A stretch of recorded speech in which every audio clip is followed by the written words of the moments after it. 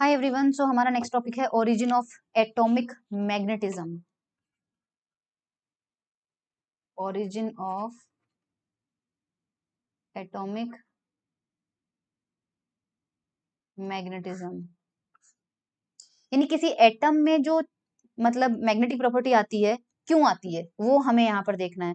So basically इसके हमारे पास तीन रीजन होते हैं। ठीक है, पहला तो ऑर्बिटल मोशन ऑफ इलेक्ट्रॉन।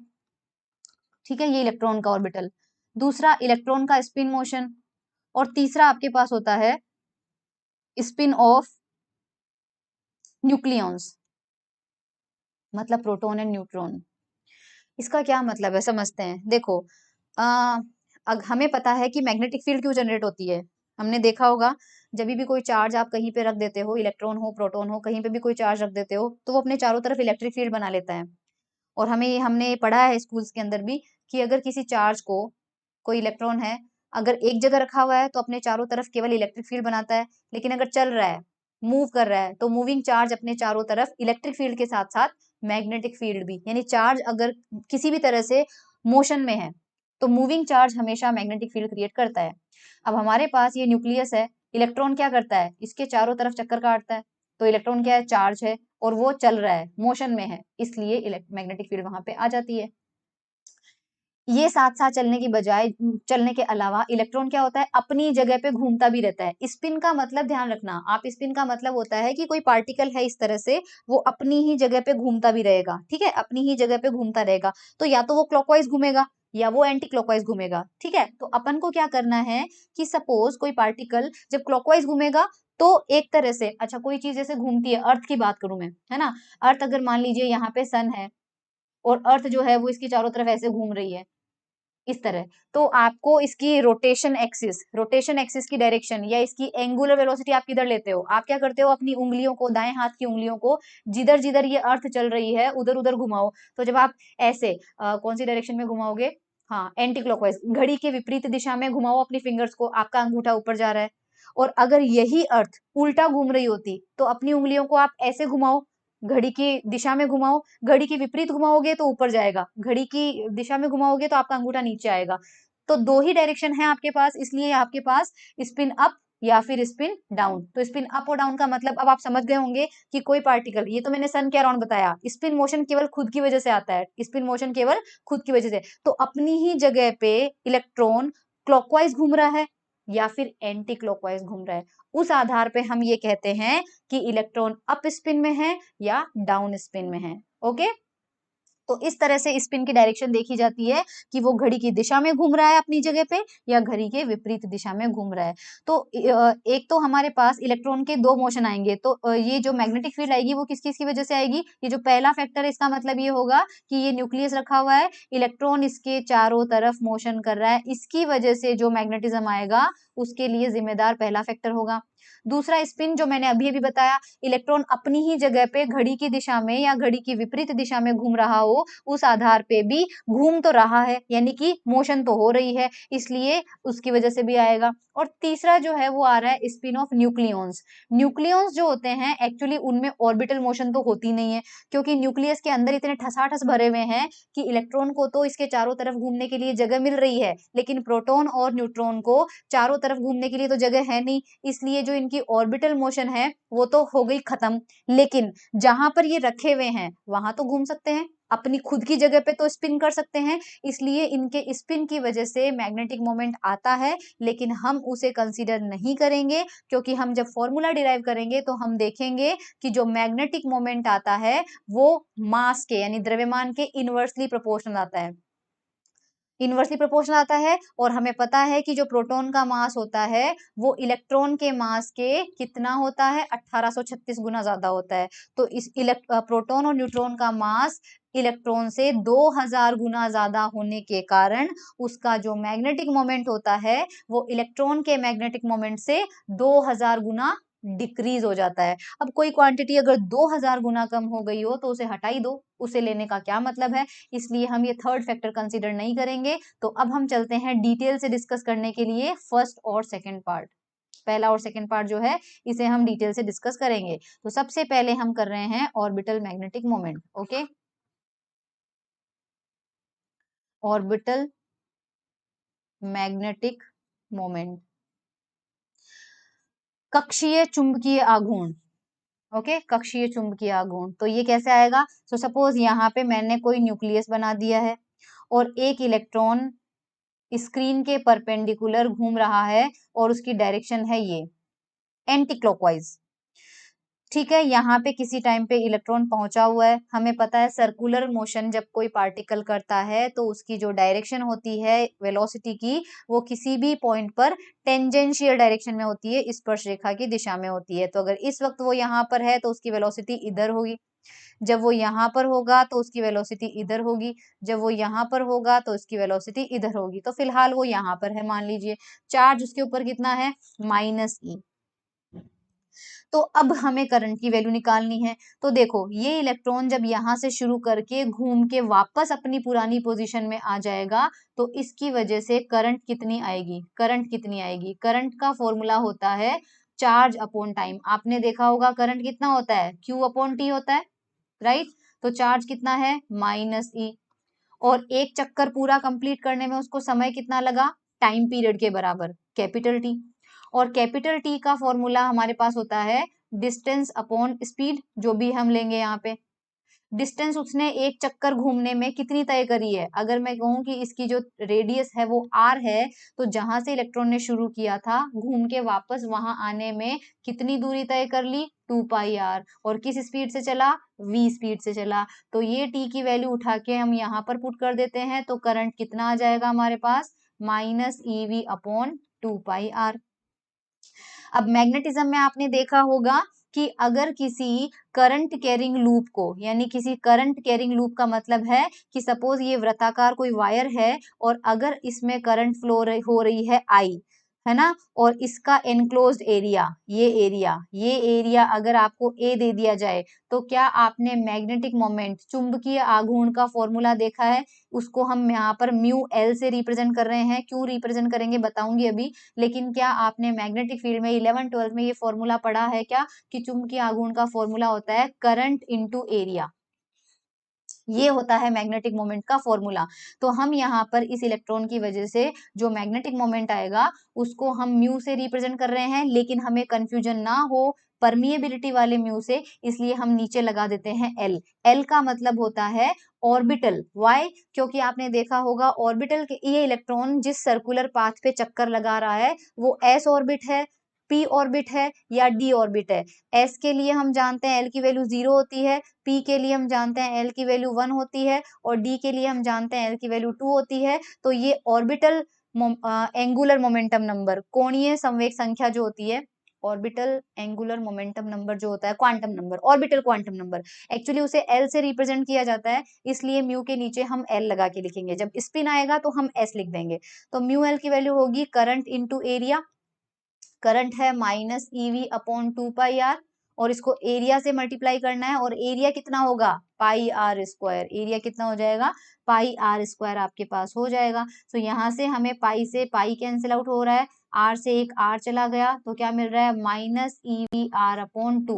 तो ये आप ध्यान रखिएगा, म्यू एल की वैल्यू हमारे पास यहाँ पर बहुत इंपॉर्टेंट फॉर्मूला है। म्यू आर का एक फॉर्मूला ये है, ये आपको याद रखना है। दूसरा हमारे पास आपको पता है कि कोई सर्कल में अगर कोई पार्टिकल है, उसकी स्पीड v है, रेडियस r है, तो उसकी एंगुलर वेलोसिटी का फॉर्मूला भी आपने देखा होगा। सर्कल के लिए आप जानते हैं v इज इक्वल टू कितना होता है, ओमेगा r, पढ़ा है। तो इसी फॉर्मूले को कई बार एग्जाम में ओमेगा के टर्म में पूछ लिया जाता है, तो हम क्या करेंगे, यहाँ पर v is equal to omega r रख देंगे। तो म्यू एल की वैल्यू कितनी आ जाएगी, -e ओमेगा r² अपॉन 2। तो ये मैग्नेटिक मोमेंट का दूसरा फॉर्मूला है। अब आप समझ गए होंगे कि किसी भी एटम के पास, क्योंकि इलेक्ट्रॉन चक्कर लगाते हैं न्यूक्लियस के चारों तरफ, और अगर कोई चक्कर लगाएगा तो उसके पास चुंबकीय आघूर्ण आ जाएगा, मैग्नेटिक मोमेंट आपके पास आ जाएगा। सो ये फॉर्मूला आपको ध्यान में रखना है। अब हम इसकी डायरेक्शन की थोड़ी सी बात कर देते हैं कि डायरेक्शन हमारे पास कैसे आएगी। आप जानते हैं कि एंगुलर मोमेंटम जो हमारे पास होता है कोणीय संवेग, आपने फॉर्मूला पढ़ा होगा। एंगुलर मोमेंटम को अगर मैं एल से रिप्रेजेंट करूं तो उसका फॉर्मूला होता है आर क्रॉस पी, जहां पर पी होता है रेखीय संवेग, आर होता है पोजीशन वेक्टर स्थिति सदिश, और एल होता है कोणीय संवेग यानी कि एंगुलर मोमेंटम। तो ये फॉर्मूला आप लोगों ने पढ़ा होगा। तो यहाँ पे हम क्या लिख सकते हैं इसको, पी क्या होता है, एमवी, एमवी होता है मास इंटू वेलोसिटी, तो यहाँ पे हो जाएगा आर क्रॉस वी, राइट, ये हो जाएगा। अब मैं आपसे पूछूं कि एल का फॉर्मूला अगर आपके पास, हमारे केस में आर और वी एक दूसरे के साथ 90 पे है, तो इसका जो मैग्नीट्यूड होगा वो तो कितना हो जाएगा, एमवीआर हो जाएगा। डायरेक्शन आप देखते हैं, तो आप मुझे बताइए कि ये मैंने स्क्रीन के परपेंडिकुलर इलेक्ट्रॉन का पाथ चूज किया है, किसी टाइम पे इलेक्ट्रॉन अगर यहाँ पे है किसी टाइम पे इलेक्ट्रॉन यहाँ पे है, तो आपके पास ये उसकी वेलोसिटी है, उधर जा रही है, और उसका आर वेक्टर किधर होता है, सेंटर से आप उस इलेक्ट्रॉन तक मिलाओ, तो ये जो वेक्टर जा रहा है ये कौन सा वेक्टर होगा, इस डायरेक्शन में आपका आर कैप जा रहा है, और इस डायरेक्शन में आपका वी वेक्टर आ रहा है। आपको क्या करना पड़ेगा, यहाँ पे आर क्रॉस वी करना पड़ेगा। तो अपने दायां हाथ लीजिए, दायां हाथ लीजिए, एक बार अपने आंखों के सामने एक इस तरह से परपेंडिकुलर सर्कल इमेजिन कीजिए, आपके सामने जो भी टेबल या कुछ भी रखी हुई है उस पर एक सर्कल बना लीजिए, और उस सर्कल के सेंटर से किसी भी डायरेक्शन में रेडियस वेक्टर खींच दीजिए, जैसे मैंने यहाँ पे आर कैप खींचा है, और वहीं पे टेंजेंट की दिशा में वी ले लीजिए। जिस पॉइंट पे आपने रेडियस खींची है उसी पॉइंट पे आप स्पर्श रेखा खींच दीजिए, और अब आप अपने दाएं हाथ की उंगलियों की दिशा आर कैप डायरेक्शन में कीजिए और उसको मोड़िए वेलोसिटी की दिशा में। क्या आपका अंगूठा ऊपर जा रहा है, सो आप दाएं हाथ से इस आर वेक्टर को वी की दिशा में मोड़ोगे, तो यहाँ आपका थंब जो आएगा वो ऊपर आएगा। सो आर को, आर क्रॉस वी की डायरेक्शन कैसे लेते हैं, आर को दाएं हाथ से वी की दिशा में मोड़िए तो आपका एल की दिशा आएगी। इसका मतलब ये वर्टिकली ऊपर जो डायरेक्शन आ रही है ये किसकी है, ये एल वेक्टर की दिशा आ रही है। अब हम क्या करेंगे, एल वेक्टर की दिशा आपको मिल गई, और सपोज ये ऊपर की जो दिशा है उसे हम एन कैप से रिप्रेजेंट करेंगे। एन कैप क्यों लिया है, एन कैप का मतलब होता है नॉर्मल, क्योंकि कोई भी एरिया होता है ना, जो सर्कल आपने बनाया है उसका जो भी एरिया होगा वो जिस भी प्लेन में होगा उसका एरिया वेक्टर हमेशा उस प्लेन के परपेंडिकुलर लिया जाता है, और एरिया की जो डायरेक्शन होती है वो हम हमेशा नॉर्मली एन से रिप्रेजेंट करते हैं, इसलिए हम इसे ऐसे लिख सकते हैं। मतलब इसका परिमाण यानी मैग्नीट्यूड तो हो गया mvr, और इसकी डायरेक्शन हो गई ऊपर की दिशा में। अभी इसके अंदर हम v को क्या लिख सकते हैं, ओमेगा r, तो ये आपके पास हो गया, l की वैल्यू कितनी आ गई, m omega r square n cap, तो ये आपके पास l आ गया। इसका मतलब इस म्यू एल की डायरेक्शन अगर हमें निकालनी है यहाँ से, तो हम देखो क्या करेंगे, तो म्यू एल की वापस वैल्यू लिखिए, म्यू एल आपके पास आ रहा था minus E omega R square upon 2, ये म्यू एल आ रहा था। हमें क्या करना है यहाँ पे, यहाँ से आप देखिए एक बार ओमेगा आर स्क्वायर, इस ओमेगा आर स्क्वायर की वैल्यू कितनी आ रही है आपके पास, एल बाई एम आ रही है। अगर मैं सिर्फ मैग्नीट्यूड देखूं तो ओमेगा आर स्क्वायर की वैल्यू कितनी आ रही है मेरी, एल अपॉन एम आ रही है, राइट। यहाँ से ये तो यूनिट वेक्टर है, इसका मैग्नीट्यूड कितना होगा, 1 ही होगा इसका तो मैग्नीट्यूड, तो एल बाई एम आ रहा है, तो आप इसमें माइनस ई बाई 2 रख दीजिए, और ये जो ओमेगा आर स्क्वायर है इसकी जगह आप रख दीजिए L by M, L by M आ जाएगा। तो आपके पास म्यू एल जो है उसकी वैल्यू आ गई minus E L upon 2m आ गई, और अगर वेक्टर फॉर्म में लिखेंगे तो ये वेक्टर आ जाएगा, तो एल के ऊपर क्या लग जाएगा, वेक्टर। तो म्यू एल की डायरेक्शन आपको कौन सी मिल गई, यानी मैग्नेटिक मोमेंट का मैग्नीट्यूड तो आप ऊपर निकाल चुके हो, और अब आपके पास इसकी डायरेक्शन भी मिल चुकी है, और वो डायरेक्शन कितनी है, एल के ऑपोजिट, क्योंकि एल के आगे यहाँ पे क्या लग रहा है, माइनस साइन। इसका मतलब आपके पास इस सर्कुलर मोशन में एल वेक्टर की डायरेक्शन होगी अगर ये, तो आपका जो म्यू एल होगा वो इस दिशा में होगा। कब, अगर कोई इलेक्ट्रॉन जो है वो एंटी क्लॉकवाइज जा रहा है, और अगर यही इलेक्ट्रॉन मैं क्लॉकवाइज दे लेती तो हमारे पास क्या आ जाता, एल नीचे आता और म्यू एल ऊपर आ जाता। ध्यान रखिएगा, सो क्लॉकवाइज और एंटी क्लॉकवाइज के लिए हमारे पास अलग अलग डायरेक्शन में होती है। ये हमारे पास था ऑर्बिटल मैग्नेटिक मोमेंट। ओके, एक टर्म होता है यहाँ पे जाइरो magnetic ratio, जाइरो magnetic ratio, Hindi में भी इसको जायरोमैग्नेटिक अनुपात ही बोलते हैं। ये होता है गामा, और इस गामा से ध्यान रखिएगा, गामा दिया जाता है म्यू एल और एल का रेशो, सिर्फ मैग्नीट्यूड का। तो ये म्यू एल का रेशो हमारे पास कितना आ जाएगा, अब देखिए आपके पास मैग्नीट्यूड यहाँ पे कितना आ रहा है, सिर्फ मैग्नीट्यूड में माइनस कंसीडर मत करो, क्योंकि माइनस हमने डायरेक्शन में ले लिया है। तो यहाँ से अगर आपको सिर्फ मैग्नीट्यूड पूछा जाए तो आपको सिर्फ ई एल अपॉन 2m लिखना है, ध्यान रखना, माइनस मत लिखना आप, है ना। सो ई एल, सॉरी हाँ ई एल, तो यहाँ से अगर आप यहाँ से आप म्यू एल अपॉन एल की वैल्यू निकालेंगे तो कितना आ रहा है, E/2m आ रहा है। तो हमें यहाँ पर म्यू एल बाई एल कितना मिल जाएगा, E/2m। तो ऑर्बिटल, ये गायरोमैग्नेटिक, इसके आगे ऑर्बिटल भी लिख लो क्योंकि ये स्पिन के लिए अलग आएगा। ऑर्बिटल जायरोमैग्नेटिक रेशियो, सॉरी जायरोमैग्नेटिक होता है, मैं गलत प्रोनाउंस कर रही हूँ। ऑर्बिटल जायरोमैग्नेटिक रेशियो गामा से रिप्रेजेंट किया जाता है और इसकी वैल्यू आती है E/2m। अब देखो एक बड़ी अच्छी सी चीज है, आपको क्वांटाइजेशन समझना है। देखो आप लोग ने क्वांटम मैकेनिक्स पढ़ रखी है, ठीक है।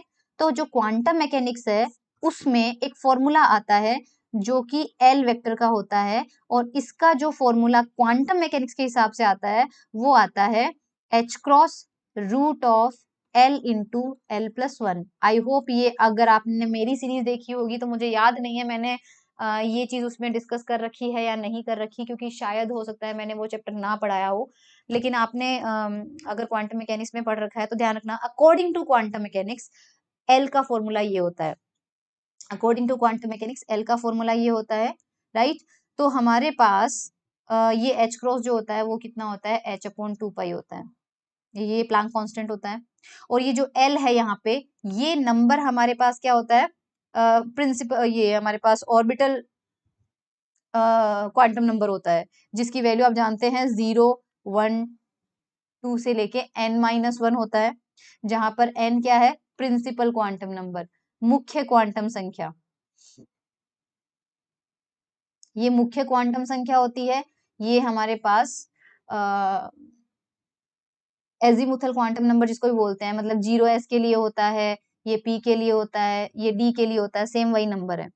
तो इससे हम एक ग्राफ ड्रॉ करेंगे, इससे हम क्या करेंगे, एक ग्राफ ड्रॉ करेंगे, और उस ग्राफ को आपको समझना है। सबसे पहले देखिए हम यहाँ पर म्यू एल की वैल्यू निकालते हैं, ठीक है। म्यू एल की नहीं, सबसे पहले हम यहाँ पे I would suggest, I think हमें एल की ही वैल्यू निकालनी चाहिए, ठीक है।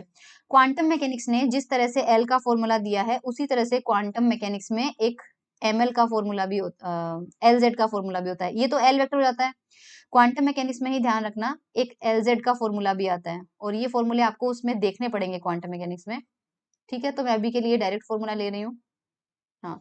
एल जेड यानी ऑब्वियसली ये एल के ऊपर आपने वेक्टर लगाया है, वेक्टर लगाया इसका मतलब इसका एक्स कंपोनेंट भी होगा, इसका वाई कंपोनेंट भी होगा, और इसका जेड कंपोनेंट भी होगा। उनमें से केवल कोई एक कंपोनेंट है, और स्पेशली हम वो जेड कंपोनेंट ही लेते हैं, तो वो दिया जाता है M L into H cross. अब जो एम एल होती है उसकी वैल्यू क्या होती है, एम एल वैल्यू आपके पास होती है 0, +-1, +-2 से लेके +-L, और एल क्या होता है, ये रहा। इसका ये मतलब है कि जब आपके L की वैल्यू 0 होगी तब आप ML की वैल्यू भी क्या लेंगे, 0 लेंगे। जब आपके L की वैल्यू 1 होगी तब आप ML की वैल्यू क्या क्या लेंगे, 0 तो आएगा ही, साथ में +-1 भी आएगा। जब आप L की वैल्यू 2 लेंगे तो आपके ML की वैल्यू आ जाएगी 0, +-1, +-2। तो आप देख सकते हैं कि ये आपके S होता है, तो S में आपके पास एक ही ऑर्बिटल होता है। ये आपके पास P होता है, तो P में आपके पास 3 होते हैं, इसलिए 1 +1 एक तो 0 +1 एंड -1, कितने हो गए, 3 वैल्यूज हो गई। ये आपके पास डी होता है, तो 0 +-1 +-2 कितनी हो गई, 5 वैल्यू हो गई। तो इस तरह से एस एल एम एल की वैल्यू होती है। एनीवेज हमें एल और एल जेड से मतलब है, क्योंकि हम ग्राफ में ये चीज प्लॉट करेंगे। अब हम क्या करेंगे, हम एम एल की अलग अलग वैल्यूज के लिए एल जेड और एल की प्लॉटिंग करते हैं। So I am just drawing a graph, है ना। मैं यहाँ पे एक एक्सिस बना रही हूँ जो कि मेरी एक्सिस है एल जेड। तो एल जेड की जो वैल्यूज है, हमें पता है कि एल जेड कितना है, M L into H cross. तो सबसे पहले हम क्या करते हैं, और हमारे पास एल की वैल्यू है H cross root of L into L plus one. अब सबसे पहले आप एक बार देखिए एल की वैल्यू 0 रखिए। जब आपने एल की वैल्यू 0 रखी तो मुझे बताइए कि कैपिटल एल वेक्टर कितना आएगा। ये हमारे पास कैपिटल एल है, ये कितना हो गया 0। ये तो हमारे पास कितना हो गया 0। साथ में आपके पास एम एल की वैल्यू भी कितनी हो गई 0। तो अगर आपके पास एम एल भी 0 हो गया तो आपके पास एल जेड भी कितना हो गया 0। तो अपन को क्या करना है, ये LZ है तो LZ के ऊपर कौन सी वैल्यूज जाएगी, पॉजिटिव चली जाएगी, नीचे कौन सी आ जाएगी, नेगेटिव वैल्यू आ जाएगी। नीचे कौन सी आ जाएगी, नेगेटिव वैल्यू आ जाएगी। इधर माइनस का LZ हो जाएगा, ऊपर प्लस का। तो ये रही 0, LZ 0 हो गया, मैंने LZ 0 कर दिया, करेक्ट। LZ आपने यहाँ पे 0 कर दिया, तो आपको क्या करना पड़ेगा, और L की वैल्यू भी आपके पास कितनी है 0। तो ये आपके पास हॉरिजॉन्टल लाइन जो है वो किसके करस्पॉन्डिंग हो जाएगी, इसका मतलब ये जो लाइन है वो आपके पास किसके करस्पॉन्डिंग हो जाएगी, ML इक्वल टू 0 के करस्पॉन्डिंग। तो ML इक्वल टू 0। अब आपको क्या करना है, सेकेंड देखिए ग्राफ कैसे बनेगा। L की वैल्यू ले लीजिए 1, तो L की वैल्यू कितनी आ रही है, h क्रॉस रूट 1 1 प्लस 1 कितना आ रहा है ये, √2h क्रॉस। तो L की वैल्यू तो आ गई √2h क्रॉस। और बिकॉज अब ml की वैल्यू क्या क्या होगी आपके पास, ml की वैल्यू होगी 0 एंड प्लस माइनस 1। ठीक है, 0 एंड प्लस माइनस 1 आपके पास हो जाएगा, तो आपको LZ कितना मिलेगा, LZ की वैल्यू होती है यहाँ से देखिए ml इंटू एच क्रॉस। तो एक बार 0 रखोगे तो 0 आ जाएगा, प्लस 1 रखोगे तो प्लस एच क्रॉस आ जाएगा, माइनस 1 रखोगे तो माइनस एच क्रॉस आ जाएगा। तो LZ की तीन वैल्यूज मिलेगी, 0 प्लस एच क्रॉस और माइनस एच क्रॉस। तो LZ वाली एक्सिस पे 3 पॉइंट बनाते हैं, रेड से बनाती हूँ। एक तो 0 पे बनेगा, एक प्लस एच क्रॉस यहाँ पे बन जाएगा, मान लीजिए ये यहाँ पे बना देते हैं, प्लस एच क्रॉस यहाँ पे आ जाएगा, माइनस एच क्रॉस यहाँ पे।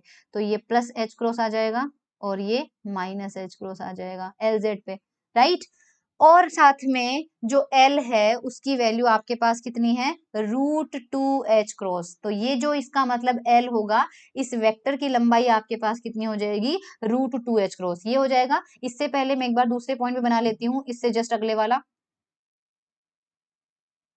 थर्ड पॉइंट आपके पास है, L की वैल्यू 2 रखेंगे तो L की वैल्यू कितनी हो जाएगी, h क्रॉस √2 प्लस 1। सो ये हमारे पास कितना हो जाएगा, कितना आ रहा है यार ये √6h क्रॉस आ रही है। L की वैल्यू 1 हो गई ना, तो 1 प्लस 1 2 आ जाएगा, तो 2 इंटू 2 प्लस 1 आ जाएगा, तो 3 2 ये आ जाएगा √6h क्रॉस। L की कैपिटल L की वैल्यू तो, और ML की वैल्यू क्या क्या हो जाएगी, 0 हो जाएगी, प्लस माइनस 1 हो जाएगी, प्लस माइनस 2 हो जाएगी। सो LZ की वैल्यू कितनी आ रही है, 0 प्लस माइनस एच क्रॉस और प्लस माइनस 2h क्रॉस। अब आप देखिए हमने ऑलरेडी 0 पे प्लस माइनस एच क्रॉस पे बना रखा है, सिर्फ इस बार ऐड क्या हो रहा है, प्लस का 2h क्रॉस, जो कि मान लीजिए यहाँ आ जाएगा, तो प्लस का 2h क्रॉस, और ये आ जाएगा आपके पास माइनस का 2h क्रॉस। तो ये 4 पॉइंट्स आपके पास आ चुके हैं। जब हम इनको कंप्लीट करते हैं तो हमें ये तो LZ आ जाएगा, राइट। इसके अलावा आपको L वेक्टर की वैल्यू भी लेनी होती है। सो जब L वेक्टर की वैल्यू यहाँ पे ली जाती है तो वो आपको देखो क्या मिलता है। अब यहाँ पे एक टर्म आपके पास आएगा √6h क्रॉस, और यहाँ पे आपके पास आ जाएगा √6h क्रॉस। ये क्या है मैं बताती हूँ। मैं अब यहाँ पे एक सर्कल बना रही हूँ, सर्कल मतलब सेमी सर्कल, और उसको आपको समझाती हूँ कि ये यहाँ पर क्यों गया। अब मैं कुछ वेक्टर्स यहाँ पे बना रही हूँ। अगर मैं यहाँ से एक परपेंडिकुलर डालती हूँ तो ये यहाँ पे काटता है, तो मेरा एक वेक्टर इधर इधर मिलाना है आपको। फिर इस लाइन को आप आगे की तरफ काटेंगे तो एक वेक्टर आपका आएगा इधर। फिर आप यहाँ से एक परपेंडिकुलर डालेंगे सीधी लाइन, और आपका एक वेक्टर आएगा इधर। और फिर आप एक परपेंडिकुलर यहाँ से डालेंगे तो आपका एक वेक्टर आएगा इधर। अब बहुत इंपॉर्टेंट चीज मैं आपको बताती हूँ यहाँ पे, बिकॉज आपने देखिए ये वेक्टर आपके L वेक्टर है, ये वेक्टर आपका है L वेक्टर। क्या आप यहाँ पे एक चीज देख पा रहे हैं कि देखिए अगर मेरा ये एक्सिस है Z एक्सिस, और मैं इधर कोई वेक्टर बनाऊं L वेक्टर, और if this is angle theta, तो क्या मैं यहाँ से एक सीधा अगर परपेंडिकुलर डालूं 90 पे, तो ये जो मेरी लेंथ होगी, इस लेंथ को आप क्या लिख सकते हैं, इसे आप लिख सकते हैं L cos थीटा। और ये L cos थीटा आपका कौन सी डायरेक्शन में है, Z डायरेक्शन में है, इसलिए इस कंपोनेंट को हम किससे रिप्रेजेंट करेंगे, LZ से। तो एक रिलेशन होता है LZ में और L में, और वो आपको ध्यान रखना है, LZ is equals to L cos theta. तो आपका जो थीटा वैल्यू है वो क्या हो जाएगा, LZ upon L। Cos theta की वैल्यू आपके पास क्या हो जाएगी, और हम जानते हैं कि LZ की वैल्यू कितनी होती है, MLH क्रॉस। ये हमारे पास यहाँ पर एक वैल्यू हो जाती है। तो अब आप यहाँ पर एक वेक्टर देखिए, ये √6h वाला समझा देती हूँ मैं सिर्फ, क्योंकि आपके बाकी जो 2 वेक्टर मैंने बनाए हैं ये तो L रहेंगे ही रहेंगे। तो जब आपने यहाँ पर एक ट्राइंगल बनाते हैं, अब अपन अलग अलग उससे देखते हैं। ग्रीन कलर से एक ट्राइंगल देखना, ये मेरा यहाँ पे मैंने ग्रीन कलर से एक वेक्टर बनाया है इसी हाइट का, सिर्फ इसी हाइट का। कितना है, प्लस का h क्रॉस। इसकी लेंथ कितनी है, यानी कि यहाँ के केस में LZ कितना मिल रहा है मुझे, प्लस h क्रॉस। और इस केस में आपका यहाँ पे 90 बन रहा है, और ये लेंथ आपके पास कितनी है, यहाँ पे L वेक्टर होनी चाहिए, और ये एंगल आपका कितना है यहाँ पे, थीटा। तो थीटा, कॉस थीटा कितना निकालेंगे आप, कॉस थीटा का फॉर्मूला यहाँ से देखिए, LZ अपॉन L आ रहा है, LZ अपॉन L आ रहा है। इस कंडीशन में हमें LZ कितना मिला था, प्लस का h क्रॉस मिला था, और L वेक्टर कितना मिला था, इस कंडीशन में हमें L कितना मिला था, ये हमें कितना मिल रहा था यहाँ पे 1 के करस्पॉन्डिंग है, √2h क्रॉस मिला था हमें, ये हमें √2h क्रॉस मिला था। तो इसकी लेंथ आपके पास कितनी होगी, इसकी लेंथ आपके पास होगी √2h क्रॉस। तो ये आपके पास कितना आ रहा है, प्लस का 1/√2। तो थीटा आपके पास कितना आ जाएगा, 45 डिग्री। तो ये एंगल यहाँ पे कितना रहेगा, 45 डिग्री हमारे पास रहेगा। आई होप ये चीज आपको समझ में आ रही है कि ये लेंथ तो है प्लस का h क्रॉस, और ये लेंथ आपके पास है √2h क्रॉस। क्यों, क्योंकि L इक्वल टू 1 के करस्पॉन्डिंग निकली थी। सिमिलरली अब दूसरे वाले पे चलिए, दूसरा मैं बनाती हूँ यहाँ पे रेड कलर से बनाते हैं इस वाले के लिए। तो ये वाला वेक्टर इस बार देखना, इस बार देखना, ये ओरिजिन से स्टार्ट हो गया, रेड कलर की लाइन पे फोकस करना, ये वाला वेक्टर यहाँ तक जा रहा है। इस बार आपका इस कंडीशन में LZ कितना जा रहा है, LZ आपका जा रहा है प्लस का √2h क्रॉस, और ये कंडीशन में आपका L वेक्टर कहाँ आ रहा है, ये आ रहा है। इसकी लेंथ निकाल लेते हैं सबसे पहले, ये 2 के करस्पॉन्डिंग मिला था, तो इस कंडीशन में L कितना मिला था, 2 वाला देखिए, L इक्वल टू 2 के लिए √6h क्रॉस मिला था, √6h क्रॉस। तो ये आपके पास कितना हो जाएगा, √6h क्रॉस। तो ये आपकी कंडीशन में आपके पास cos थीटा कितना हो जाएगा, cos theta LZ upon L, तो 2 अपॉन √6। तो जो भी थीटा की वैल्यू आएगी cos इनवर्स 2 अपॉन √6, वो ये एंगल होगा। कौन सा होगा, वो आपके पास ये वाला एंगल होगा। ये सॉरी, ये मैंने वर्टिकल डायरेक्शन में ले लिया, ये यहीं तक मिलने वाला था। सॉरी मैंने ज्यादा बना दिया, जस्ट अ मिनट। ये अपने पास यहाँ पे नहीं आएगा, ओरिजिन से मुझे परपेंडिकुलर डालना था, तो ये हमारे पास सिर्फ इस ट्राइंगल का एरिया बनेगा, ये इस ट्राइंगल का, ये वाला एरिया, ठीक है। अब आप लास्ट में देखिए, ये √6 वाला ये मैं बनाती हूँ ब्लैक कलर से। अब मैं एक एरो बना रही हूँ ब्लैक कलर से, ग्रीन वाला प्लस h क्रॉस हाइट का हो गया, रेड वाला +2 अब आपका एरो यहीं पे आ रहा है, देखिए यहीं पे आ रहा है, डायरेक्ट यहीं पे आ रहा है, ये यहीं पे आ रहा है, ये यहीं पे। इसके करस्पॉन्डिंग L कहाँ बनेगा, क्योंकि आपका L एक तो यहाँ गया था, देखिए एक यहाँ गया था, तो जाते जाते लास्ट में आपका L वेक्टर इसी डायरेक्शन में आ जाएगा जिस डायरेक्शन में LZ है। इसका मतलब ये जो √6h क्रॉस है ये वो मैक्सिमम हाइट है, और जब ये √6 तक लाइन खींचेंगे तो LZ भी आपका इस डायरेक्शन में है और L भी आपका इसी डायरेक्शन में है। जब दोनों इस डायरेक्शन में होंगे तो cos थीटा कितना हो जाएगा आपका, 0 हो जाएगा, क्योंकि थीटा एंगल किस किस के बीच में था, LZ और L वेक्टर के बीच में था।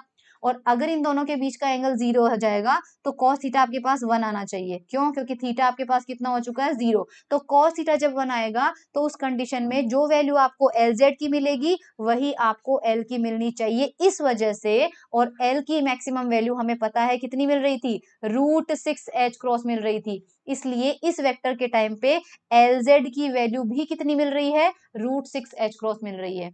सो आई होप ये ग्राफ आपको समझ में आ चुका है।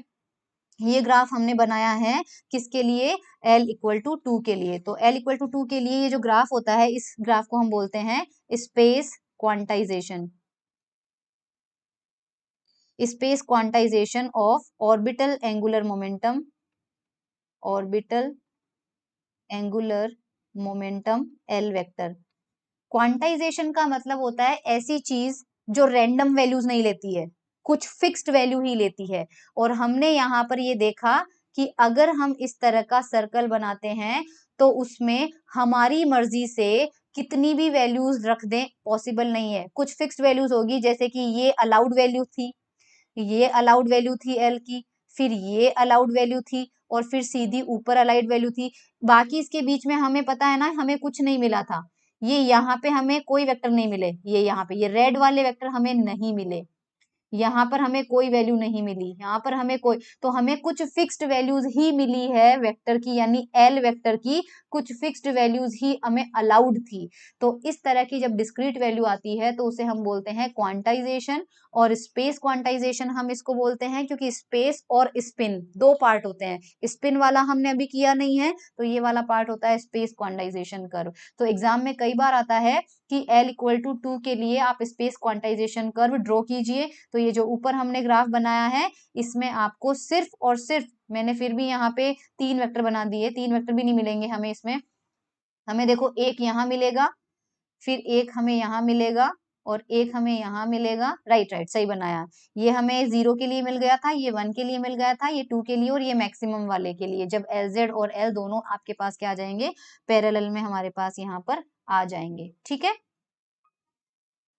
ये इस तरह से हमें मिल चुका था। सो ये हमारा था स्पेस क्वांटाइजेशन। अब यहाँ पे हमें मैग्नेटिक मोमेंट की भी उतनी ही वैल्यूज मिलेगी, क्यों, देखो मैग्नेटिक मोमेंट का फॉर्मूला हमारे पास क्या था, मैग्नेटिक मोमेंट का फॉर्मूला, जस्ट अ मिनट, हमें मैग्नेटिक मोमेंट मिला था ये, mu L vector was equals to minus E by 2m L vector, ये हमने ऊपर डिराइव कर लिया था, ठीक है। सो हम यहाँ पे क्वांटम मैकेनिक्स के हिसाब से वैल्यू पुट करते हैं। सो क्वांटम मैकेनिक्स के अकॉर्डिंग एल की वैल्यू कितनी थी, H cross root of L L plus 1। So ये हमें म्यू एल की वैल्यू मिली है। हम यहाँ पर मैग्नेट इसका ये डाल देते हैं मैग्नीट्यूड, क्योंकि ये सिर्फ एल का क्या था, मैग्नीट्यूड था।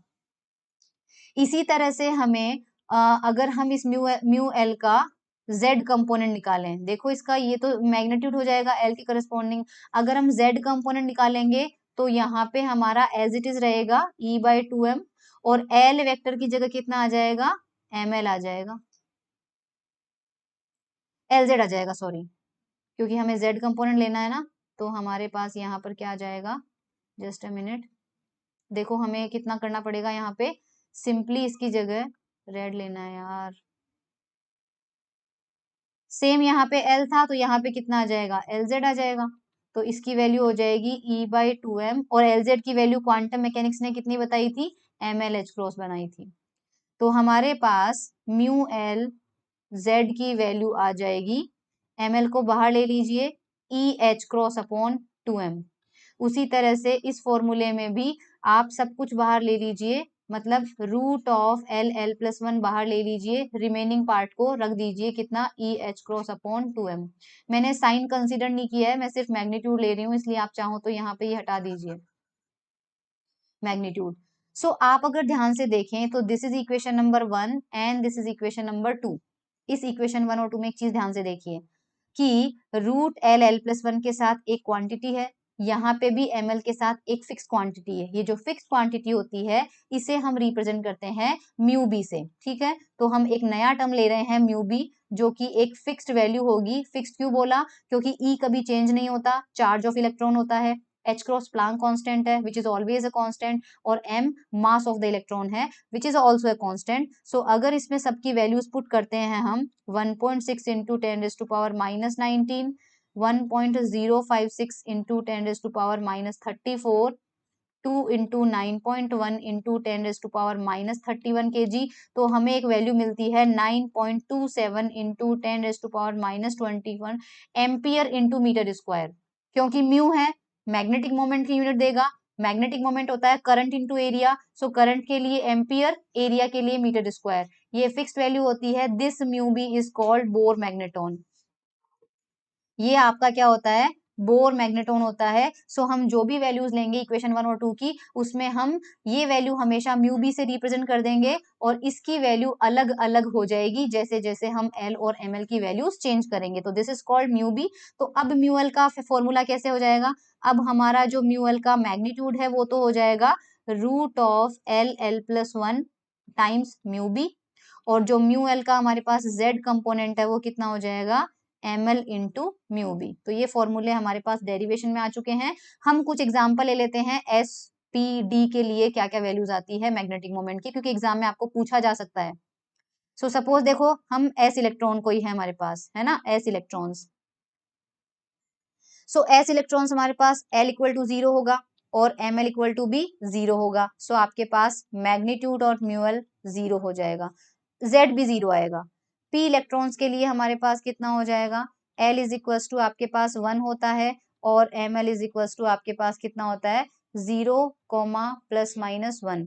तो उसी सिचुएशन में सिर्फ मैं म्यूएल का निकाल रही हूँ, आप आगे भी निकाल सकते हैं। तो root of 1 plus 1 times mu B, और ये वैल्यू कितनी आ जाएगी, √2 टाइम्स म्यू बी आ जाएगी।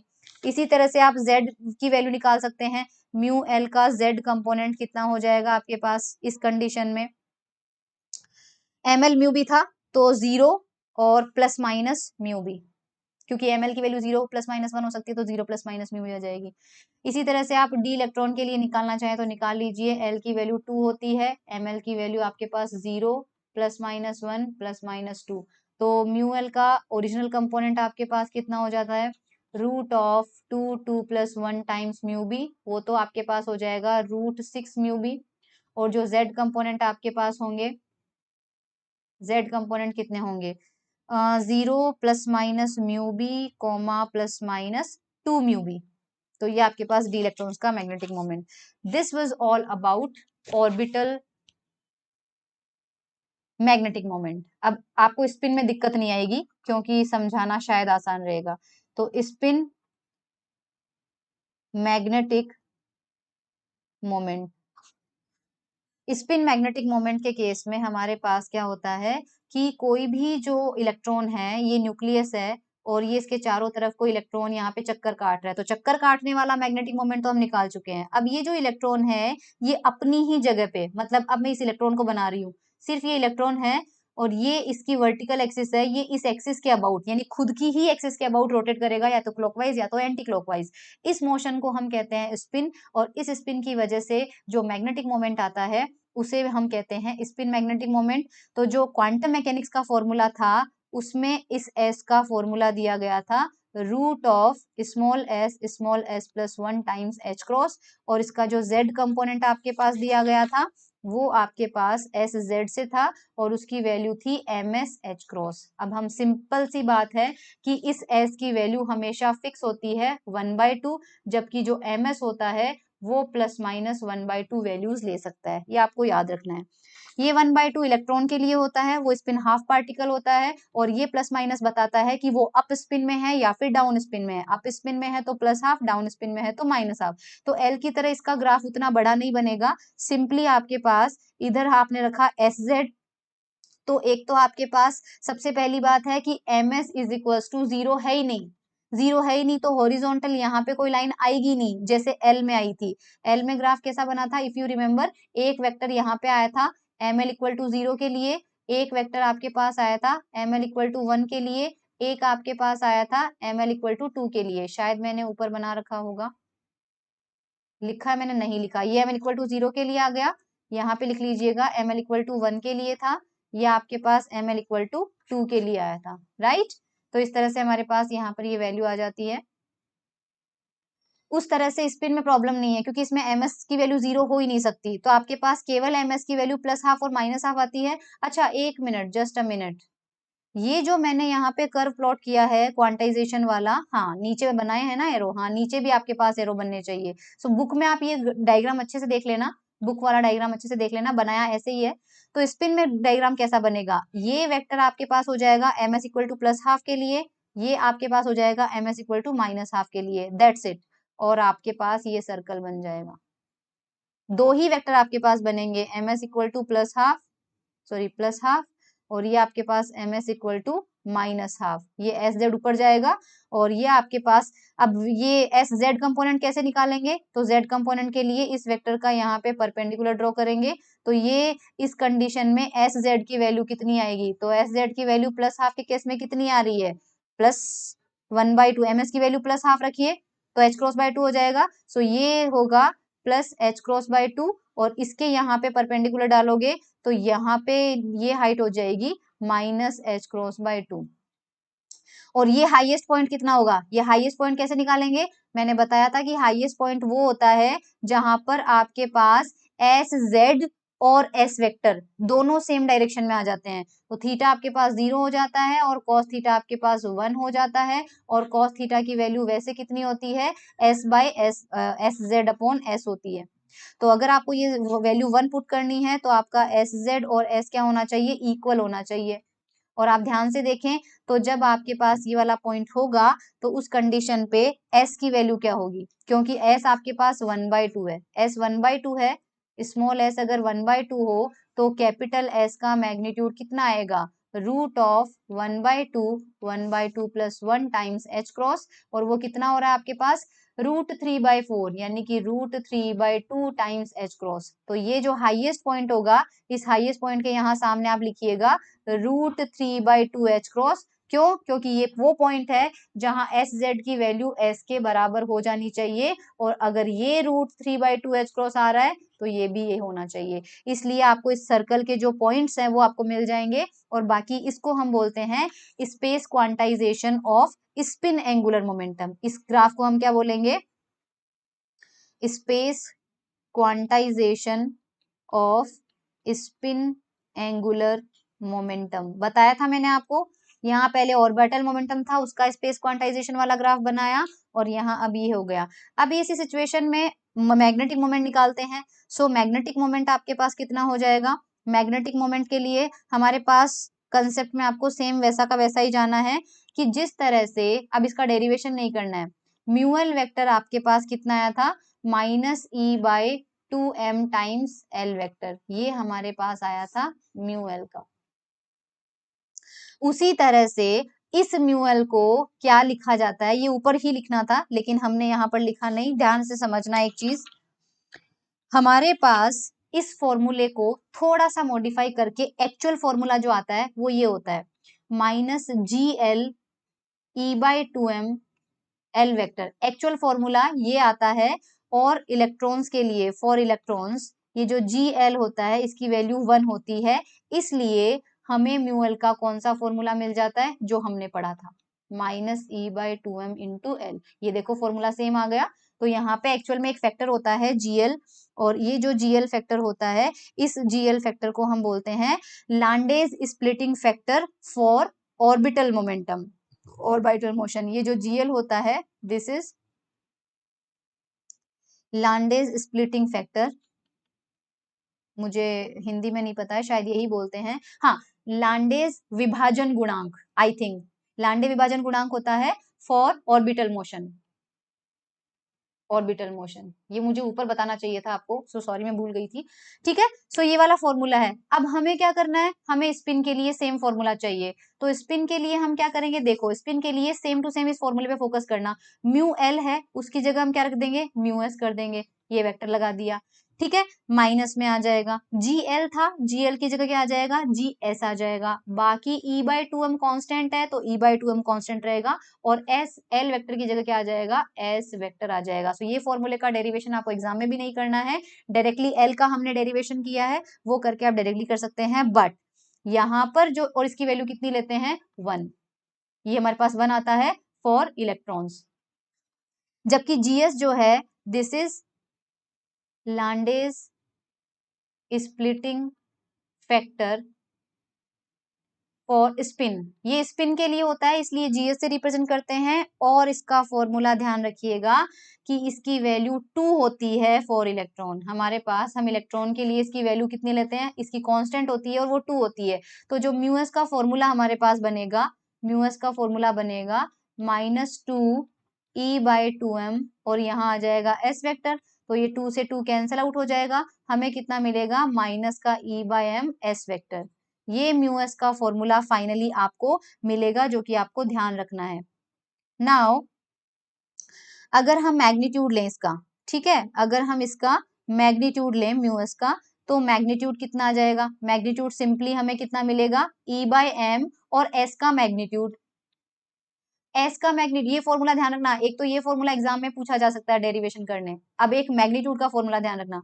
तो E/m, एस का फॉर्मूला ऊपर देखो क्वांटम मैकेनिक्स ने क्या दिया था, ये रहा, S plus one H cross, तो रूट ऑफ छोटा वाला S plus one H cross, ये मिल गया हमें, करेक्ट। यहाँ पे हमें क्या करना पड़ेगा, root of S plus one E H cross upon M, अपन को इसको लिख सकते हैं, करेक्ट, ये लिख सकते हैं। ये टर्म हमारे पास या तो देखो ये वाला फॉर्मूला आप याद रख लीजिए, और अगर आपको जीएस के टर्म में याद रखना है तो आप जीएस के टर्म में भी याद रख सकते हैं। यहां से भी आपको एक फॉर्मूला मिल सकता है, यहां से मैग्नीट्यूड क्या मिलेगा, GS E H cross upon 2m root of S plus one. ये देखो मैंने कुछ नहीं किया है, मैंने इस एस पे मैग्नीट्यूड लगाया, और इस एस का मैग्नीट्यूड क्या आता है, root of S plus one into H cross, तो एच क्रॉस इंक्लूड कर लिया, और ये ई एच क्रॉस अपॉन 2m क्या होता है, म्यू बी होता है, ये क्या होता है, म्यू बी। तो एक फॉर्मूला क्या मिल गया, GS into mu B into S plus one. तो इसका एक और फॉर्मूला आप क्या लिख सकते हैं, इसको GS mu B root of S plus one. आपको ये कंफ्यूजन अगर हो रहा होगा तो मैं उसका कुछ नहीं कर सकती, क्योंकि ये किसी भी फॉर्म में आपको पूछा जा सकता है, और उसको सारे फॉर्मूले आपको याद रखने हैं। हमें पता है कि बिकॉज इस छोटे वाले एस की एक ही वैल्यू होती है, वो हमेशा फिक्स होती है, तो क्यों ना हम इसकी वैल्यू पुट कर ही दें। तो हमारे पास यहाँ पर कितना मिल जाएगा, GS mu B root of 1/2 plus one, और ये कितना आ जाएगा, जीएस की वैल्यू हम जानते हैं 2, ये हो जाएगा म्यू बी, और ये हो जाएगा √3/2, 2 से 2 cancel out, √3 times mu B. अब आप बुक में देख लीजिएगा, म्यू एस का जो मैग्नीट्यूड होता है वो √3 टाइम्स म्यू बी होता है हमारे पास। इसी तरह से म्यू एस का जो जेड कंपोनेंट होता है उसका फॉर्मूला आता है आपके पास जीएस E/2m, और यहाँ पे एस जेड आएगा, और एस जेड की वैल्यू हमारे पास कितनी आ जाएगी, जीएस E/2m, ये आपके पास हो जाएगा MS H cross, mu B के टर्म्स में क्या आ जाएगी, GS E H cross upon 2m, ये आ जाएगा आपके पास एमएस, और यहाँ पे हमारे पास आ जाएगा जीएस म्यू बी एमएस। ध्यान रखना इसकी वैल्यू होती है 2, इसकी वैल्यू होती है म्यू बी, और ये वैल्यू मैंने बताया था 2 ही हो सकती है, प्लस माइनस हाफ। तो इसमें हमें क्या मिल जाएगा, 2 से 2 कैंसिल आउट, इसकी वैल्यू फिक्स्ड होती है प्लस माइनस म्यू बी। ये हमने क्यों निकाला, क्योंकि आपको एग्जाम में पूछा जा सकता था कि एस इलेक्ट्रॉन के लिए म्यू एस की वैल्यू निकालिए, या पी इलेक्ट्रॉन के लिए, या डी इलेक्ट्रॉन के लिए। तो हमेशा ध्यान रखना, एल के केस में तो अलग अलग आए थे, लेकिन एस के केस में आपके पास क्या आएगा, सेम ही आता है, हमेशा सेम ही आएगा, क्योंकि एम एस और एस की वैल्यू फिक्स्ड होती है। So this was spin magnetic moment. अब आपके पास आता है total magnetic moment.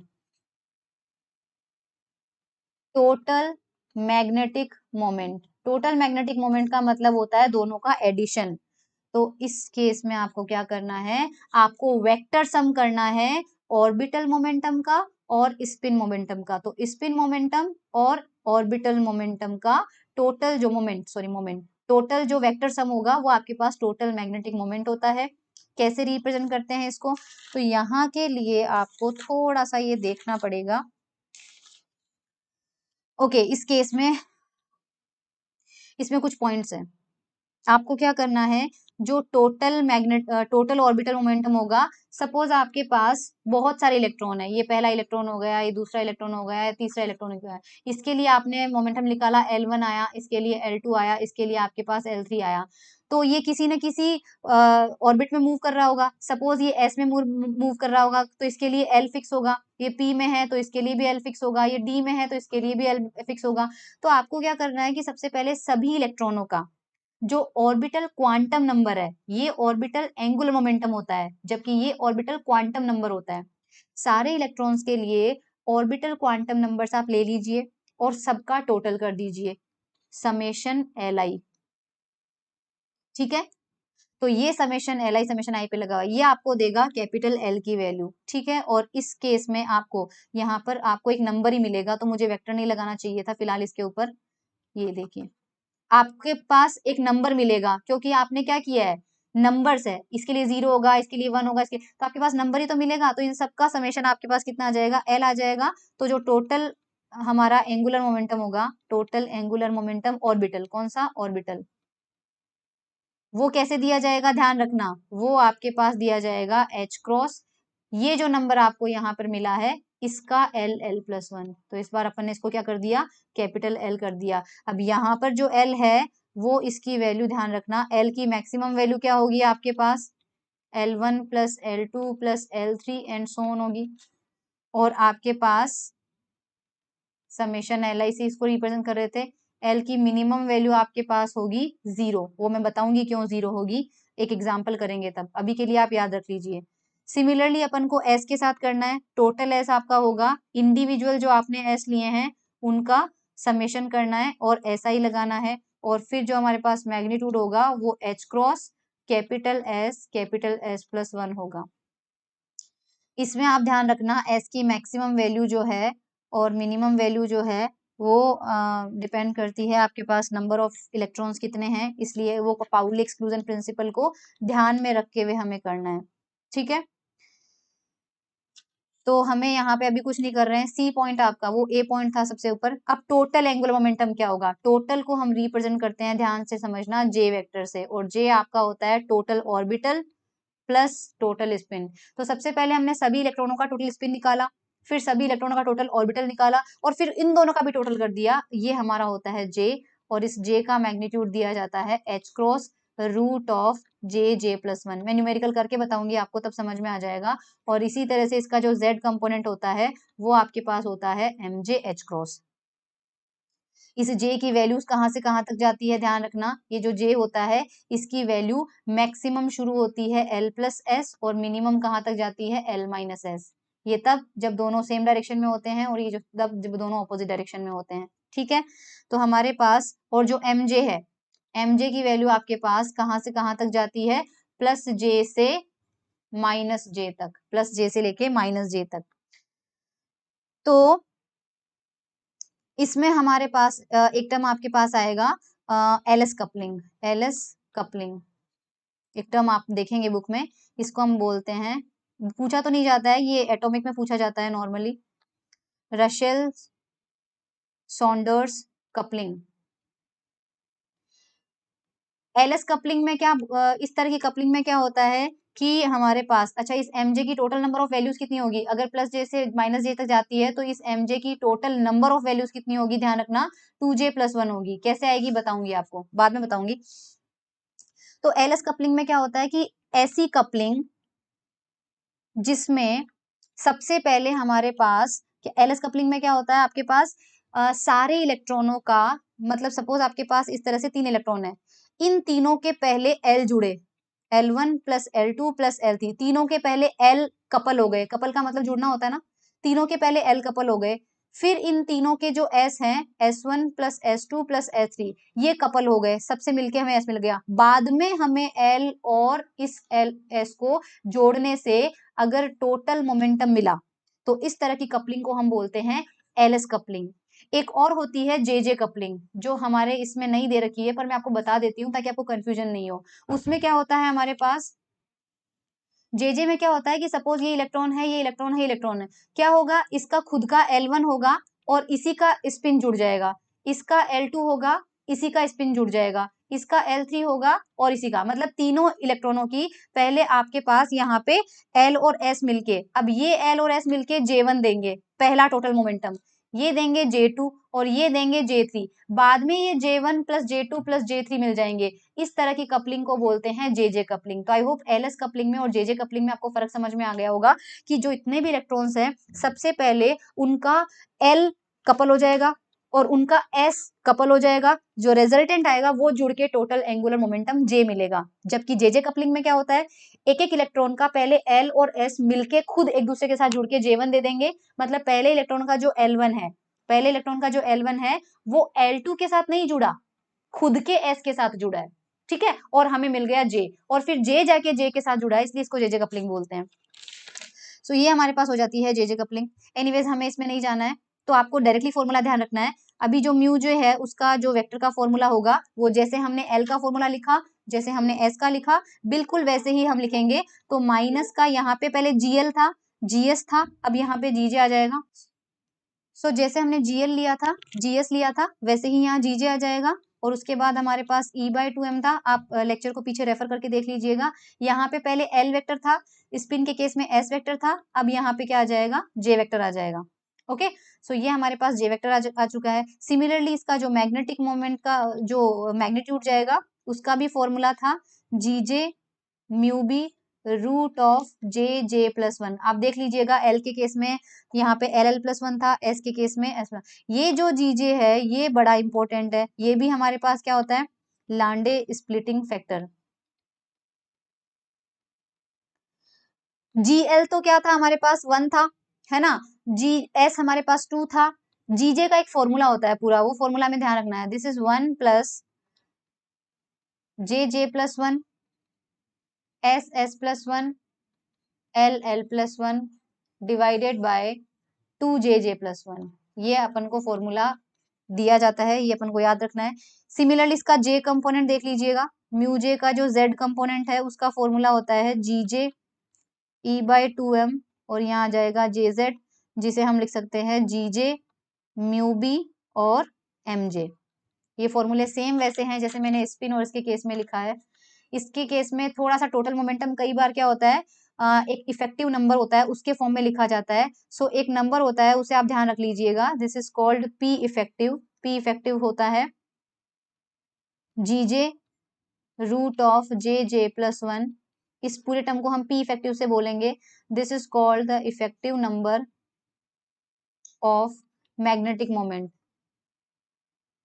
Magnetic moment का इफेक्टिव नंबर होता है, तो इस वजह से इस टर्म में आप जो ये म्यू है इसको आप क्या लिख सकते हो, म्यू J का जो एक्चुअल वो था हमारे पास मैग्नेट, वो कितना था हमारे पास, कितना फॉर्मूला आया था उसका, GJ, यहाँ से देखो एक बार, ये रहा GJ के साथ जब इसको मिला दिया जाए तो ये P इफेक्टिव हो जाता है। सो हमारे पास P इफेक्टिव को म्यू B से मल्टीप्लाई कर दीजिएगा, ये हमें मिल जाता है। ठीक है, अब हम यहाँ पे वैल्यूज निकालते हैं, कैसे इस तरह के क्वेश्चंस को करना होता है। क्वेश्चन नहीं कर रहे मतलब डेरिवेशन हमारे पास। सो हम ऐसे एटम लेते हैं जिसमें कंप्लीटली फिल्ड शेल्स है हमारे पास। ठीक है, एग्जांपल्स लेते हैं, देखो, atoms in which shells are completely filled. इसमें आपके पास कोई भी आप एग्जाम्पल ले लीजिए। ठीक है, सबसे पहले हम एग्जाम्पल लेते हैं, मान लीजिए potassium ion K+। Potassium ion का जो इलेक्ट्रिक कॉन्फ़िगरेशन होता है वो होता है 1s2 2s2 2p6 3s2 3p6। तो आपको सिर्फ लास्ट वाला देखना होता है, लास्ट में क्या है, p6 है। अगर p6 है तो आपके पास यहाँ पे क्या हो जाएगा, ये देखिए, ये दोनों इलेक्ट्रॉन फुलफिल, ये दोनों फुलफिल, ये दोनों, तो कंप्लीटली फिल्ड हो गया। ऐसी कंडीशन में आपको क्या मिलेगा, ध्यान रखना, आपके पास ये 3 इलेक्ट्रॉन है, वैसे तो आपको सारे ही लेने होते हैं 1s2 2s2 2p6 3s2 3p6, सबका देखिए आप एक एक करके। सबसे पहले हम 1s के दोनों इलेक्ट्रॉनों को लेते हैं, तो L आपके पास क्या हो जाएगा 0 क्योंकि वो s ऑर्बिट में है। Ml आपके पास क्या हो जाएगा 0 क्योंकि वो s के लिए इतना होता है। और Ms आपके लिए पास कितना हो जाएगा, प्लस माइनस हाफ, क्योंकि 2 इलेक्ट्रॉन है, एक के लिए प्लस हाफ होगा, एक के लिए माइनस। 2s2 के लिए सेम ये सिचुएशन रहेगी, सेम ये सिचुएशन रहेगी, सेम ये सिचुएशन रहेगी। 2p6 के लिए L की वैल्यू आपके पास 1 मिलेगी, Ml की वैल्यू आपको 1 मिल सकती है, 0 मिल सकती है, -1 मिल सकती है। 1 वाली में भी आपके पास 2 इलेक्ट्रॉन है, प्लस माइनस हाफ, इसमें भी आपके पास 2 इलेक्ट्रॉन है, इसमें भी आपके पास 2 इलेक्ट्रॉन है, तो टोटल 6 इलेक्ट्रॉन हो गए। 2p6 के बाद आपके पास आया है 3s2, 3s2 में फिर से s ऑर्बिट आ गया, तो L इक्वल टू 0 रहेगा, Ml इक्वल टू आपके पास 0 रहेगा, और Ms की वैल्यू आपके पास प्लस माइनस हाफ। 3s2 के बाद हमारे पास आया है 3p6, तो L equal to 1, Ml equal to आपके पास क्या मिलेगा 1 0 -1, तो ये plus minus half and plus minus half. अब यहाँ पे आप देखिए समेशन ऑफ Ms, मैंने वहां पे समेशन ऑफ S लिखवाया, उसका मतलब बेसिकली टोटली ये स्पिन था, सबके ये जोड़िए, प्लस माइनस हाफ 0 0 0 0, सारे Ms जोड़ दो, जितने प्लस हाफ है उतने ही माइनस हाफ है, तो समेशन Ms आपको क्या मिलेगा 0 देगा।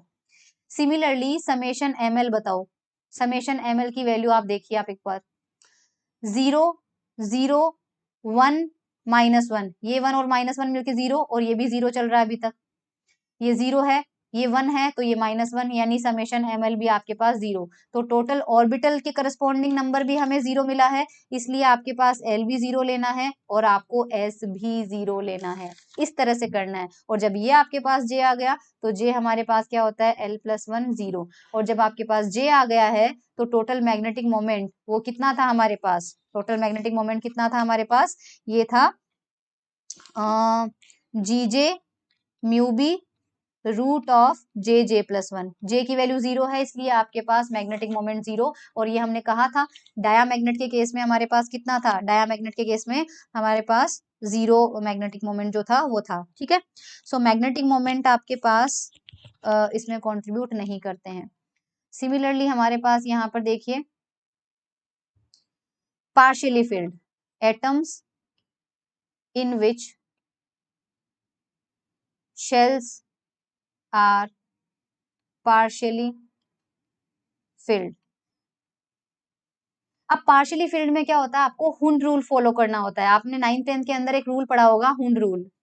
हुंड रूल के हिसाब से फिलिंग होती है। हुंड रूल ने ये कहा था कि इलेक्ट्रॉन्स ऐसे फिल किए जाएं जिससे आपके पास वो सबसे पहले, मतलब इलेक्ट्रॉन जो होता है वो सारे के सारे सेम स्पिन में रहे। मतलब सबसे पहले आपके पास according to Hund rule electrons किस तरह से आपको फिल करने हैं कि वो सेम स्पिन में रहे, सेम स्पिन में रहे। सेम स्पिन का मतलब अगर p ऑर्बिट अवेलेबल है और आपके पास मान लो 2 इलेक्ट्रॉन है, तो वो दोनों एक में नहीं जाएंगे, क्योंकि अगर उनको आपने एक में डाल दिया तो एक स्पिन अप हो जाएगा और एक डाउन हो जाएगा। तो उनको कैसे भरना है, पहले वाले ऑर्बिट में एक इलेक्ट्रॉन भर दो अप स्पिन, और फिर दूसरे वाले ऑर्बिट में डालना है अप स्पिन। ठीक है, तो वो उस तरह से जाएंगे, इसका मतलब ये। सेकंड में आपको ये करना है कि इलेक्ट्रॉन्स का डिस्ट्रीब्यूशन इस तरह से होना चाहिए कि आपको s की वैल्यू मैक्सिमम मिले, और थर्ड आपके पास है कि इलेक्ट्रॉन्स ऐसे जाएंगे कि आपको l की वैल्यू मैक्सिमम मिले। ये मैं बताती हूँ इसका क्या मतलब है।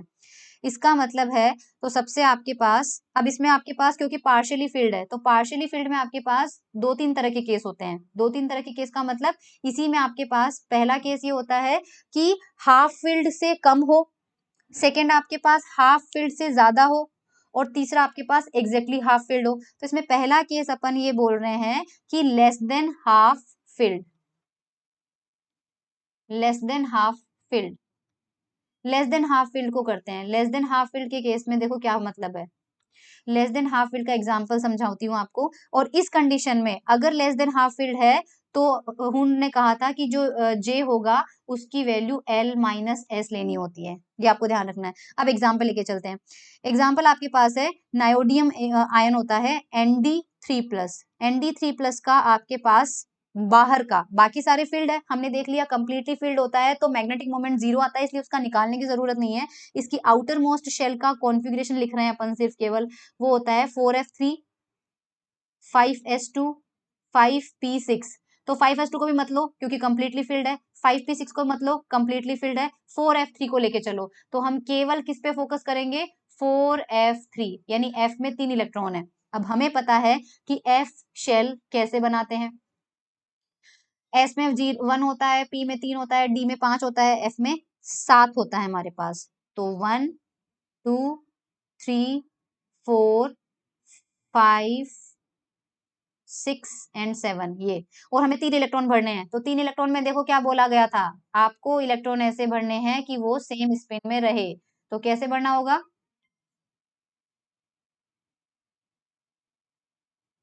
एक इलेक्ट्रॉन यहाँ जाएगा, एक इलेक्ट्रॉन यहाँ जाएगा, एक इलेक्ट्रॉन यहाँ जाएगा, इसका ये मतलब होता है। ठीक है, तो सबसे पहले हम यहाँ पे L और S की वैल्यू निकालते हैं तीनों इलेक्ट्रॉनों के लिए। तो तीनों इलेक्ट्रॉनों के लिए ध्यान रखना, अगर ये स्पिन अप है तो इसका ms कितना आ रहा है, +½ इसका भी कितना आ रहा है, +½ इसका भी कितना आ रहा है, +½ तो समेशन ms की वैल्यू आपके पास आ रही है हाफ हाफ हाफ, कितना हो जाएगा 3f। ये आपको s की वैल्यू मान के चलनी है।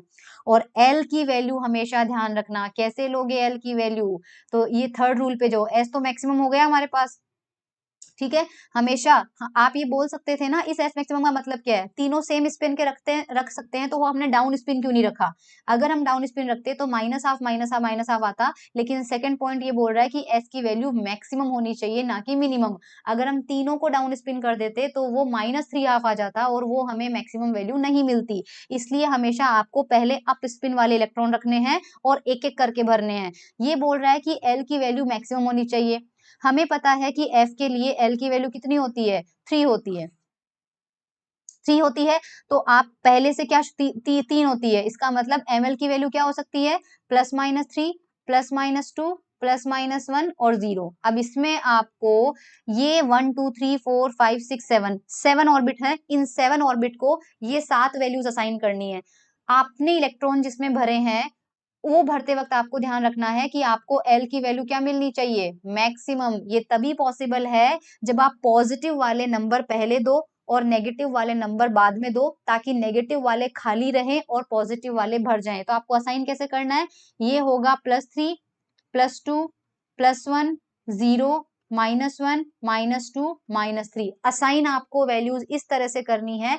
अब हम कम से कम जब वैल्यू लेंगे तो इस जो इलेक्ट्रॉन आपने ऊपर भरा है उसके लिए ml की वैल्यू कितनी लोगे आप, 3। इसके लिए ml की वैल्यू कितनी लोगे आप, 2। इसके लिए ml की वैल्यू कितनी लोगे आप, 1। तो 3 + 2 + 1 कितना हो गया, 6 आपके पास हो जाता है। तो समेशन ml की वैल्यू आपके पास 6 आ चुकी है और ये आपका हो जाएगा l। तो जब आपके पास S और L आ चुका है, अब आप J की वैल्यू में जाइए। J मैग्नीट्यूड होता है, ध्यान रखना ये मैग्नीट्यूड होता है और इसका मोड लिया जाता है। मोड इसलिए लिया जाता है क्योंकि L और S में हमारे पास हो सकता है वैल्यू नेगेटिव आ जाए और रूट के अंदर हम नेगेटिव वैल्यू डाल नहीं सकते, इसलिए मोड लगा दिया गया है। तो J की वैल्यू कितनी आएगी, mode of L minus S। तो मोड ऑफ L की वैल्यू कितनी है, 6 - 3/2। तो ये आ जाएगा 6 - 3/2, ये आ जाता है आपके पास 9/2। तो J की वैल्यू आपके पास 9/2 आ चुकी है। अब हम म्यू J की वैल्यू निकालते हैं। म्यू J का फॉर्मूला था GJ mu B root of J +1। रखते हैं वैल्यू, ठीक है। तो हमारे पास यहाँ पर J की वैल्यू तो है हमारे पास 9/2, लेकिन हमारे पास GJ नहीं है। तो जीजे का फॉर्मूला मैंने ऊपर लिखवा रखा है, वो आप देख लीजिएगा। 1 प्लस यहाँ पर कितना था, वीडियो बैक करके देखना, J+1 था। J कितना हमारे पास 9/2, तो 9/2 +1 प्लस फिर था S+1। S हमारे पास कितना है, 3/2 मिला है, 3/2 +1। फिर था -L+1। L कितना है हमारा 6, तो 6 +1। और इन तीनों के नीचे डिनोमिनेटर में था 2JJ+1, तो 2 × 9/2 +1। इसको सॉल्व करके आप जीजे की वैल्यू निकालेंगे तो यू विल गेट 0.73। तो आपके पास जीजे आ चुका है, जे आपके पास है, तो म्यूजे निकाल लेते हैं। तो म्यूजे आपके पास आ जाएगा, जीजे की वैल्यू कितनी आ रही है हमारे पास 0.73 और म्यू बी की वैल्यू हमारे पास एज इट इज रहने दो अभी तो। और J+1 कितना हो जाएगा 9/2 +1। इसको सॉल्व करेंगे तो 3.63 टाइम्स म्यू बी। इस तरह से हमारे पास लेस देन हाफ फील्ड का हमें सॉल्व करना है। अब देखिए एग्जैक्टली हाफ फील्ड हो तो, एग्जैक्टली हाफ फिल्ड शेल्स हो तो हाफ फिल्ड शेल्स में आपके पास कोई फॉर्मूला नहीं है, क्योंकि हाफ फिल्ड में हमेशा आपको L0 मिलेगा, हमेशा आपको L0 मिलेगा। तो J का फॉर्मूला चाहे आप L-S लगाओ चाहे आप L+S लगाओ, बिकॉज ये वैल्यू आपके पास 0 है और -S और +S दोनों का ही मोड लेने से आपको क्या मिलेगा, S मिलेगा। तो J की वैल्यू हमेशा S के बराबर होगी। इसका क्या मतलब है, इसका मतलब ये है, एग्जाम्पल से समझते हैं। तो हम इसका एग्जाम्पल लेते हैं इस आयन को जिसका स्ट्रक्चर होता है Gd3+, ठीक है, गेडोनियम आयन। गेडोनियम आयन का जो कॉन्फ़िगरेशन होता है वो आपके पास होता है, सबसे आउटर मोस्ट होता है 4f7। f में 14 इलेक्ट्रॉन आ सकते हैं, हमें 7 भरने हैं, तो एग्जैक्ट आधा हो गया, ठीक है। तो ये 1 2 3 4 5 6 7, तो 1 2 3 4 5 6 7।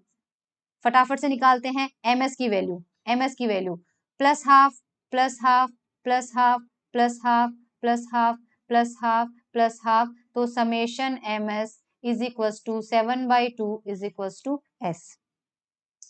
ml की वैल्यू निकालिए, ml की वैल्यू पहले बताया था ये +3 होगा, ये +2 होगा, ये +1 0 -1 -2 -3। तो ml की वैल्यू कितनी आ रही है? 3 +2 +1 +0 -1 -2 -3। तो समेशन ml कितना आ रहा है आपके पास? 0। तो हमेशा l की वैल्यू आपको 0 ही मिलेगी। तो j की वैल्यू कितनी आ रही है? s के बराबर ही आ जाएगी और s आपके पास कितना है? 7/2।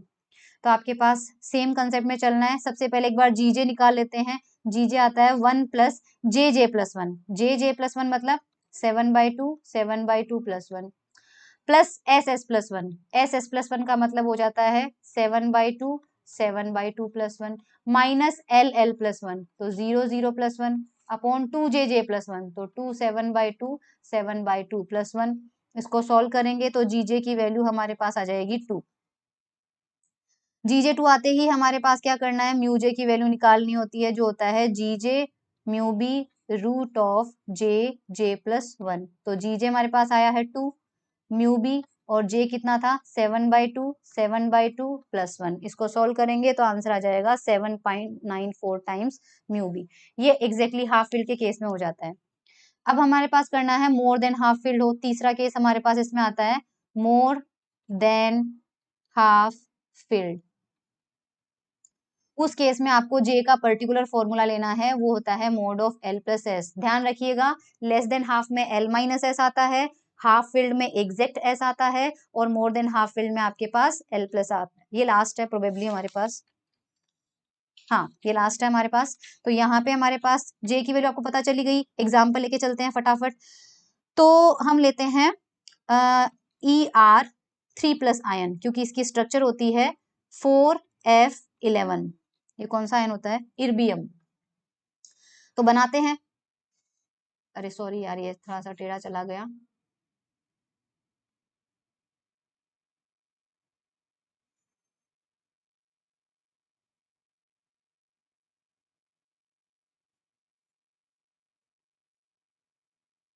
तो 1 2 3 4 5 6 7 11 भरने हैं। याद रखिए हुन रूल, पहले सेम स्पिन भरो। तो 1 2 3 4 5 6 7। अब ऑप्शन नहीं है इसलिए मजबूरी है कि इधर आना पड़ेगा। तो 8 9 10 11 एमएस निकालते हैं। अब देखो यहाँ पे 2 इलेक्ट्रॉन है, 2 इलेक्ट्रॉन का मतलब है कि एक का प्लस हाफ भी लेना पड़ेगा और एक का माइनस हाफ। इसका भी प्लस हाफ माइनस हाफ, इसका भी प्लस हाफ माइनस हाफ, इसका भी प्लस हाफ माइनस हाफ, इसका सिर्फ प्लस हाफ, इसका सिर्फ प्लस हाफ, इसका सिर्फ प्लस हाफ। तो ये तो 0 0 0 0 हो जाएगा। तो समेशन एम एस कितना मिल रहा है अपन को? 3/2। तो ये आ जाएगा एस की वैल्यू। एम एल की वैल्यू देखो 3 2 1 0 -1 -2 -3। आपके पास यहाँ पे 2 इलेक्ट्रॉन है, पहले इलेक्ट्रॉन के लिए भी L = 3 होगा, दूसरे इलेक्ट्रॉन के लिए भी L = 3 होगा। तो Ml की वैल्यू कितनी हो जाएगी? 3 + 3। यहाँ पे कितनी हो जाएगी? 2 + 2। यहाँ पे कितनी हो जाएगी? 1 + 1। यहाँ पे कितनी हो जाएगी? 0 + 0। यहाँ पे सिर्फ एक इलेक्ट्रॉन है और उसके लिए केवल -1 है, तो ये -1 आ जाएगा।